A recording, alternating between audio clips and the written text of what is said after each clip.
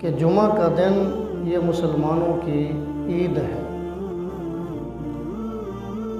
اور اس دن کو رب تعالیٰ نے بڑی فضیلت بخشی ہے،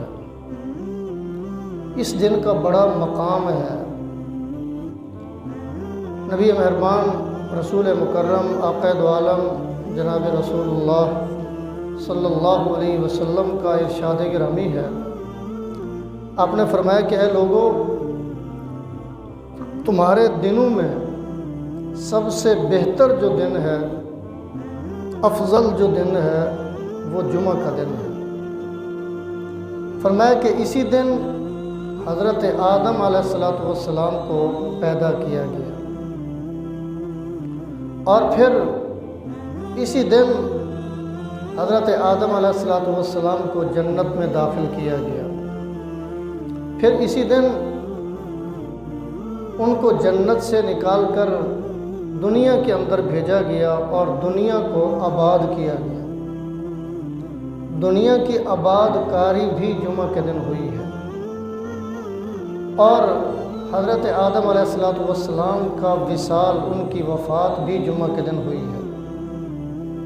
اور جس دن سور پھونکا جائے گا وہ دن بھی جمعہ کا ہوگا، اور جس دن قیامت برپا ہوگی وہ دن بھی جمعہ کا دن ہوگا۔ اور جمعہ کے دن رب تعالیٰ نے ایک خاص عبادت، ایک خاص تحفہ،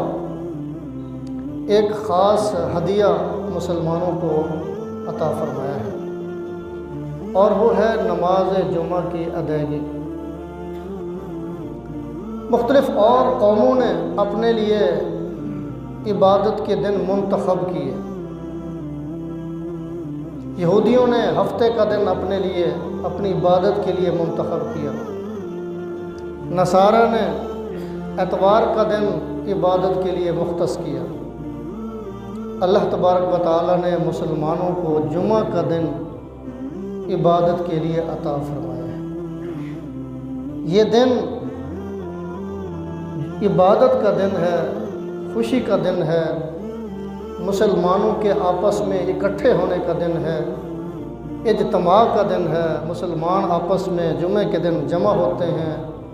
اجتماع کرتے ہیں، نماز جمعہ کی ادائیگی کرتے ہیں،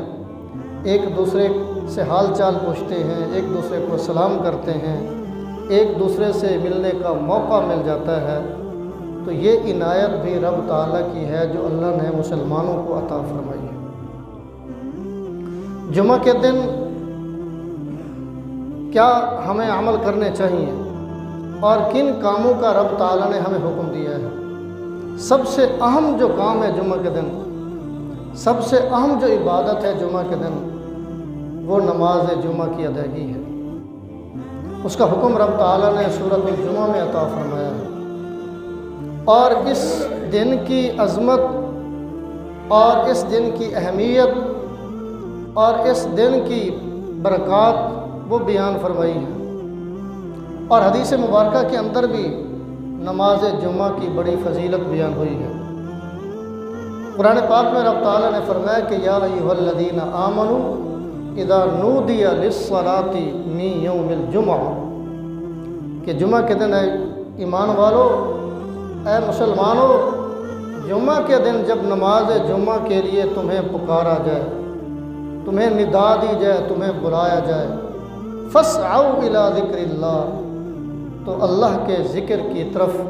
لفظی ترجمہ یہ ہے کہ دوڑ پڑو، دوڑ کر اللہ کے ذکر کی طرف ہو۔ اللہ کے ذکر سے مراد نماز جمعہ ہے۔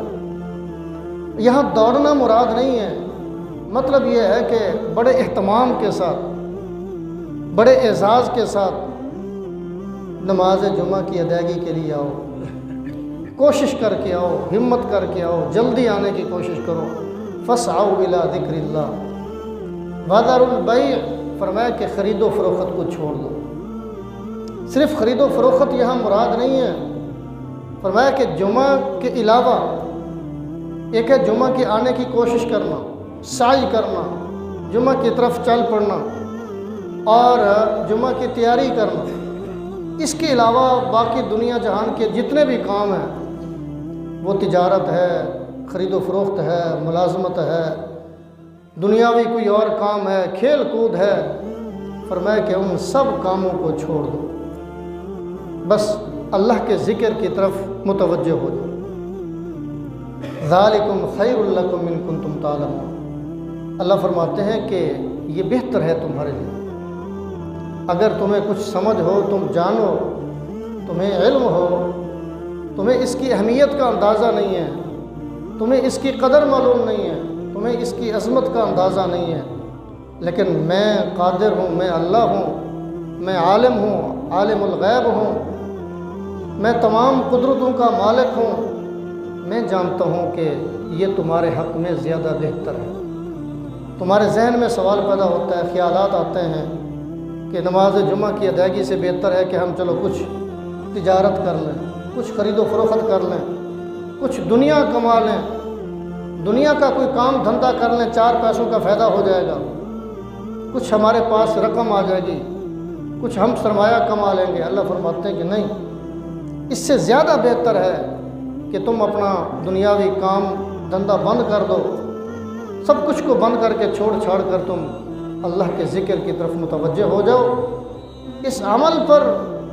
تمہیں اللہ تبارک و تعالی بہت زیادہ برکات عطا فرمائے گا، بہت زیادہ تمہیں رب تعالی نوازے گا، تمہارے رزق کے اندر بھی برکت ہوگی،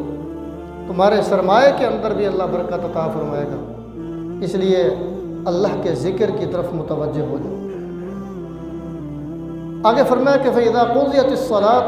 فَانْتَشِرُوا فِي الْأَرْضِ وَابْتَغُوا مِنْ فَضْلِ اللَّهِ، کہ جب نماز جمعہ تم ادا کر چکو، اللہ نے بلایا تھا، تم نے اللہ کی پکار پر لبیک کہا اور نماز جمعہ کی ادائیگی کے لیے تم حاضر ہو گئے، اب نماز جمعہ تم نے ادا کر لی ہے۔ فَإِذَا قُضِيَتِ الصَّلَاةُ فَانْتَشِرُوا فِي الْأَرْضِ، فرمایا کہ پھر زمین میں، اللہ کی زمین میں پھیل جاؤ۔ وَابْتَغُوا مِنْ فَضْلِ اللَّهِ، اور اللہ کے فضل کو، رزق کو تلاش کرو، پھر محنت کرو، پھر جد و جہد کرو، پھر کوشش کرو، اس کوشش کو رب رنگ لائے گا اور تمہیں برکتوں سے نوازے گا، تمہیں اپنی رحمتوں سے نوازے گا، تمہارے رزق کے اندر اللہ برکت پیدا فرما دے گا۔ فَابْتَغُوا مِنْ فَضْلِ اللَّهِ وَاذْكُرُوا اللَّهَ، اور رزق تلاش کرنے کے ساتھ ساتھ فرمایا کہ اللہ کا ذکر بھی کرتے رہو۔ معلوم ہوا کہ دنیاوی کام کاج کے دوران اللہ کا ذکر بھی کرنا چاہیے، اللہ کی طرف متوجہ بھی ہونا چاہیے، اللہ کو یاد بھی کرنا چاہیے۔ اور جو آدمی جو کام بھی کر رہا ہے دنیاوی طور پر، ملازمت کر رہا ہے، تجارت کر رہا ہے، کچھ بھی کر رہا ہے، اگر وہ دکان کھولتے وقت اللہ کا نام لیتا ہے، قرآن پاک کی تلاوت کر لیتا ہے، تسبیح ہاتھ میں لے کر اللہ کی یاد میں بیٹھ جاتا ہے، اللہ خود بخود گاہک اس کی طرف متوجہ کرتے ہیں۔ گاہک خود نہیں آتا، اللہ بھیجتا ہے۔ اور تمہاری قسمت میں جتنے گاہک لکھے ہیں، تمہاری قسمت میں اللہ تعالیٰ نے جتنا رزق لکھا ہے، تمہارے نصیب میں جو کچھ ہے وہ تمہیں ضرور ملے گا، مل کر رہے گا۔ کہا جاتا ہے کہ وقت سے پہلے نہیں اور نصیب سے زیادہ نہیں، اللہ نے جو تمہارا نصیب مقرر کر دیا ہے وہ تمہیں ضرور مل کر رہے گا۔ وَاذْكُرُوا اللَّهَ كَثِيرًا لَعَلَّكُمْ تُفْلِحُونَ، اللہ کا ذکر کثرت سے کرو تاکہ اللہ تعالیٰ تمہیں کامیابی عطا فرمائے۔ اور ان آیات کے آخر میں رب تعالیٰ نے وَاللَّهُ خَيْرُ الرَّازِقِينَ فرمایا کہ اگر تم نماز جمعہ کی ادائیگی کے لیے آؤ گے، میری طرف متوجہ رہو گے، ذکر کرتے رہو گے، اور اس کے ساتھ ساتھ دنیاوی محنت، مزدوری، ملازمت، یہ سب کچھ کرتے رہو گے، اللہ فرماتے ہیں کہ رزق دینے والا تو میں ہوں، جب تم مجھے راضی کرو گے تو میں تمہیں وسیع رزق عطا فرماؤں گا۔ رزق کا مالک میں ہوں، واللہ خیر الرازقین، اللہ سب سے زیادہ بہتر رزق عطا کرنے والے ہیں۔ جب رزق کا ذمہ اللہ نے اپنے ذمہ لے لیا ہے تو پھر ہمیں رزق حاصل کرنے کے لیے، رزق کی تلاش کے لیے عبادت سے کیوں محروم ہو جائے، ذکر و اذکار سے کیوں محروم ہو جائے، اوراد و وظائف سے کیوں محروم ہو جائیں۔ ہم نے اللہ کو راضی کرنا ہے، اللہ کی رضا کے لیے دنیا کے اندر ہم زندگی گزار رہے ہیں، اللہ کو راضی کرنے کے لیے آئے ہیں۔ جب اللہ کو راضی کرنا ہے تو اللہ تعالیٰ نے ہمیں رزق بھی ضرور عطا کرنا ہے۔ حدیث پاک میں نبی مہربان صلی اللہ علیہ وسلم نے نماز جمعہ کی بڑی فضیلت بیان فرمائی۔ ایک حدیث میں ہے، نبی مہربان صلی اللہ علیہ وسلم نے فرمایا کہ الجمعۃ حق واجب علی کل مسلم، کہ ہر مسلمان پر نماز جمعہ ادا کرنا یہ ایک لازمی فریضہ ہے، ایک فرض ہے، اللہ کا ایک حق ہے مسلمانوں کے ذمہ کہ مسلمان نماز جمعہ کو ادا کریں۔ صرف 4 لوگ نماز جمعہ سے مستثنیٰ ہیں۔ ایک غلام پر نماز جمعہ واجب نہیں، عورت پر نماز جمعہ واجب نہیں، اسی طرح جو بیمار ہے اور صحت نہیں ہے، جمعہ کی نماز کی ادائیگی کے لیے وہ چل کر آ نہیں سکتا، معذور ہے، فرمایا کہ اس پر بھی نماز جمعہ واجب نہیں ہے۔ تو ان لوگوں پر نماز جمعہ واجب نہیں ہے، اس کے علاوہ باقی جتنے لوگ ہیں سب لوگوں پر نماز جمعہ واجب ہے، فرض ہے۔ اللہ تعالیٰ کی طرف سے یہ تحفہ ہے جو اللہ تعالیٰ نے ہمیں عطا فرمایا۔ جمعہ کا دن یہ مسلمانوں کے لیے عید کا دن ہے، اس کی ہمیں قدر کرنی چاہیے۔ اور پھر جو جلدی آتا ہے اس کو اللہ تعالیٰ زیادہ نوازتے ہیں۔ بخاری مسلم کی ایک حدیث میں نبی مہربان صلی اللہ علیہ وسلم نے فرمایا کہ جو جمعہ کے دن نماز جمعہ کی ادائیگی کے لیے جامع مسجد میں جلدی آتا ہے اس کو اللہ تعالیٰ زیادہ اجر عطا فرماتا ہے۔ درجہ بدرجہ اللہ تعالیٰ نے ان ثواب اور اجر کے درجے مقرر کیے ہوئے ہیں، اور اس کو مثال کے ذریعے سے اللہ کے نبی صلی اللہ علیہ وسلم نے بیان فرمایا، صرف سمجھانے کے لیے فرمایا کہ جو شخص جمعہ کے دن جامع مسجد میں سب سے پہلے اول وقت میں آتا ہے، پہلی گھڑی میں آتا ہے، اس کو اللہ کی راہ میں اونٹ صدقہ کرنے کے برابر ثواب ملتا ہے۔ اللہ کی راہ میں اونٹ قربان کرنے کے برابر اس کو اجر ملتا ہے۔ اور جو دوسری گھڑی میں آتا ہے فرمایا کہ اس کو گائے اللہ کے راستے میں قربان کرنے کے برابر ثواب اجر ملتا ہے۔ اور جو اس کے بعد تیسری گھڑی میں آتا ہے فرمایا کہ اس کو اللہ کے راستے میں ایک بکرا، ایک مینڈا، ایک دمبا اللہ کے راستے میں ذبح کرنے، قربان کرنے کے برابر اس کو اجر اور ثواب ملتا ہے۔ اس کے بعد جو آتا ہے فرمایا کہ اس کو ایک مرغی کے برابر اللہ کی راہ میں ذبح کرنے کے برابر اس کو اجر اور ثواب ملتا ہے۔ اس کے بعد جو آتا ہے اللہ کی راہ میں ایک انڈا صدقہ کرنے کے برابر اجر اور ثواب ملتا ہے۔ کوشش کرنی چاہیے کہ ہم اول وقت میں نماز جمعہ کی ادائیگی کے لیے مسجد میں آئیں۔ آپ نے اپنے بچپن میں بھی یہ ماحول دیکھا ہوگا، اب بھی حرم شریف کے اندر مسجد حرام میں مکہ مکرمہ اور مسجد نبوی مدینہ منورہ میں اب بھی یہ ماحول ہے کہ صبح کے وقت اشراق کے فوراً بعد نماز جمعہ کی ادائیگی کے لیے لوگوں کی آمد و رفت شروع ہو جاتی ہے، ان کی آمد شروع ہو جاتی ہے۔ کوئی 9 بجے آ رہا ہے، کوئی 8 بجے آ رہا ہے، کوئی 10 بجے آ رہا ہے، کوئی 10:30، اور انہی اوقات کے اندر مسجد کا اندر والا جو حال ہے وہ تقریباً بھر جاتا ہے۔ 11، 11:15، 11:30 کے بعد جو ہوتا ہے پھر اس کو مسجد کے حال کے اندر نماز جمعہ ادا کرنے کا موقع نہیں ملتا، جگہ نہیں ملتی، ایک ماحول بنا ہوا ہے۔ آپ نے کبھی اندازہ لگایا؟ ہم سب کو سوچنا چاہیے، کیا اس وقت مسجد نبوی کے اندر خطیب خطبہ دے رہا ہوتا ہے؟ کیا مسجد حرام کے اندر 9 بجے کوئی بیان چل رہا ہوتا ہے؟ اس بیان کو سننے کے لیے لوگ جلدی آ جاتے ہیں، اس خطاب کو سننے کے لیے لوگ جلدی آ جاتے ہیں؟ نہیں، خطاب کے علاوہ بھی مسجد کے اور اعمال ہیں، جمعہ کے بیان کے علاوہ بھی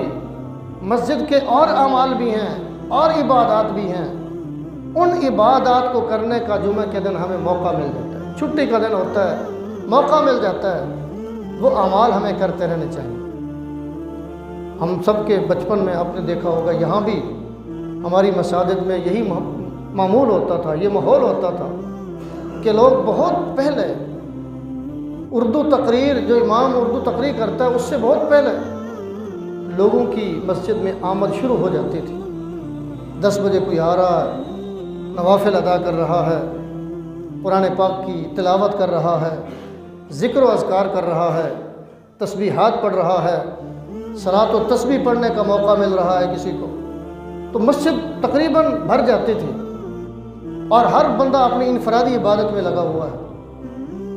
یہ ماحول بنانے کی ضرورت ہے۔ صرف یہ سمجھ لینا کہ جناب ہم تقریر سننے کی ہمیں ضرورت نہیں ہے، بیان سننے کی ہمیں ضرورت نہیں ہے، ہم آخر وقت میں جائیں گے، تو صرف اب بیان سننے کے لیے تو نہیں آتے نا۔ بیان سننا کوئی یہ ضروری تو نہیں ہے، فوائد اس کے ہیں، علم میں اضافہ ہو جاتا ہے، دین کی کچھ معلومات مل جاتی ہیں، لیکن اس کے علاوہ بھی بہت سارے اعمال ہیں، بہت ساری عبادات ہیں جو وہ انجام دی جا سکتی ہیں جمعہ کے دن اول وقت میں آنے کی صورت میں۔ تشریف لائیے، ہر مسجد کا یہ ماحول بننا چاہیے، 10 بجے، 10:15 بجے، 11 بجے ایک لوگوں کی آمد کا سلسلہ شروع ہو جانا چاہیے۔ یہاں نوافل پڑھیں، نوافل کی بڑی فضیلت ہے۔ آج ہمیں نوافل کی قدر نہیں ہے، اس کی قدر ہمیں قیامت کے دن ہو۔ اور بہت سارے پروفیسر، بہت سارے دنیاوی پڑھے لکھے لوگ وہ بھی یہی کہنا شروع کر دیتے ہیں کہ بس فرض پڑھنا کافی ہے، سنتوں کی ضرورت نہیں ہے، نوافل ادا کرنے کی ضرورت نہیں ہے۔ باقاعدہ اس پہ درس چل رہے ہیں، لوگوں کو ترغیب دی جا رہی ہے کہ بس فرض پڑھ لو کافی ہے۔ ہم نے بھی کبھی یہ نہیں کہا کہ فرض کے علاوہ باقی نماز جو ہے وہ کسی پر فرض ہے یا ضروری ہو، نفل پڑھنا کوئی ضروری نہیں ہے، سنت پڑھنا کوئی ضروری نہیں ہے، لیکن اس کی برکات بہت زیادہ ہے، اس کا ثواب بہت زیادہ ہے، اس کا اجر بہت زیادہ ہے۔ ایک حدیث میں ہے، اللہ کے نبی صلی اللہ علیہ وسلم نے فرمایا کہ قیامت کے دن جب بندہ اللہ کی بارگاہ میں جائے گا تو سب سے پہلے اللہ تعالیٰ اس سے نماز کا حساب کتاب لے گا۔ اول ما یحاسب بہ العبد یوم القیامہ الصلاۃ، سب سے پہلے نماز کے بارے میں سوال ہوگا، فرض نماز کے بارے میں پوچھ گچھ ہوگی، جانچ پڑتال ہوگی، نماز کے بارے میں سوال ہوگا۔ اگر کوئی شخص نماز کے اندر کلیئر نکل آیا، اس کی نماز کامل سمجھی گئی، نماز اس کے پاس مکمل ہوگی، اس کو کامیابی کا پروانہ مل جائے گا، وہ کامیاب ہو جائے گا۔ اور اگر نماز کے اندر کوئی کسر باقی رہ گئی، فرض نماز کے اندر کوئی کوتاہی باقی رہ گئی، فرض نماز کے اندر کوئی کمی باقی رہ گئی، تو پھر اللہ تعالیٰ فرشتوں سے پوچھیں گے کہ اس بندے کے نامہ اعمال کے اندر دیکھو، چیک کرو، سنتے ہیں، اس کے نامہ اعمال کے اندر چیک کرو، دیکھو کہ نوافل ہیں۔ اگر نوافل اس کے نامہ اعمال کے اندر موجود ہوں گے، اگر سنتے اس کے نامہ اعمال کے اندر موجود ہوں گی، اللہ تعالیٰ فرمائیں گے کہ اس کے فرائض کے اندر جو کسر باقی رہ گئی ہے، سنتوں سے، نفلوں سے اس کسر کو پورا کرو، اس کوتاہی کو پورا کر دو، اس کمی کو پورا کر دو۔ تو فرائض کے اندر جو کوتاہیاں رہ جاتی ہیں، یا اس کے اندر جو کمیاں رہ جاتی ہیں، یا اس کے اندر جو کسر رہ جاتی ہے، سنتوں سے اس کسر کو پورا کر دیا جاتا ہے، نوافل سے اس کسر کو پورا کر دیا جاتا ہے۔ اللہ کے نبی صلی اللہ علیہ وسلم کا زندگی بھر یہ معمول تھا کہ جب بھی آپ کو کوئی مشکل پیش آتی، آپ کو کوئی رنج لاحق ہوتا، غم لاحق ہوتا، آپ مسجد میں آتے، نوافل ادا کرنا شروع فرما دیتے۔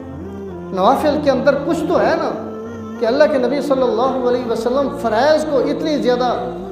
بڑی مقدار میں نہیں ادا فرماتے تھے، لیکن نوافل کے لیے بڑا ٹائم لیتے تھے، نوافل کو بڑا وقت دیتے تھے۔ اور محدثین نے، صحابہ نے بیان کیا اللہ کے نبی صلی اللہ علیہ وسلم کی نفل نماز کی کیفیت کو،